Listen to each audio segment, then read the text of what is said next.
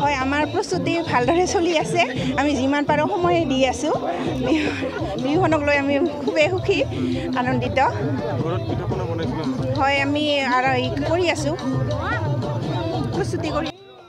পহিল দুমাহীৰ দিন আমি মানে সকলোৱে গা ধুই সেইবিলাক খাম গোটাইবিলাকে দৈ চিৰা বহুত আৰু আপোনালোকৰ সময়ৰ বিহু আৰু এতিয়াৰ বিহু কি পৰিৱৰ্তন দেখিছে এতিয়া বেছি হেৰি ৰং হৈছে আৰু আগতে মানে ইমান নাছিল আমি যেতিয়া হেৰি আছিলোঁ তেতিয়া ইমান নাছিল এতিয়া বেছি হৈছে ল'ৰা ছোৱালীবিলাকে বেছি ফূৰ্তিয়াল হৈছে তাৰ কাৰণে মানে বেছি হৈছে এতিয়া ৰং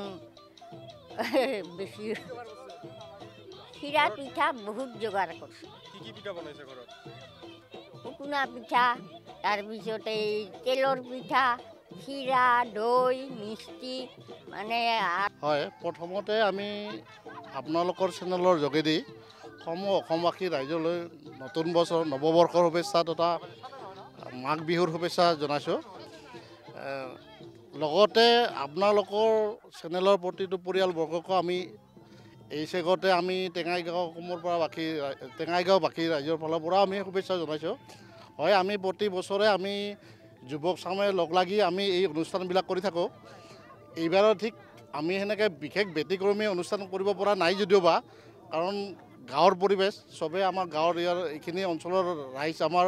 সিমান এটা মানে কৃষিৰ ওপৰত নিৰ্ভৰ কৰে পইচা পাতিৰ খুব অভাৱ হৈ যায় সেইকাৰণে আমি কোনো এটা ব্যতিক্ৰমী মেজি ঘৰ বা ভেলাঘৰ বনাব পৰা নাই এইখিনি আমি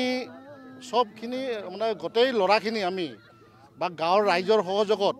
আমি একতাৰ যিটো এনাজৰীডাল বান্ধি ৰখাৰ চেষ্টাৰে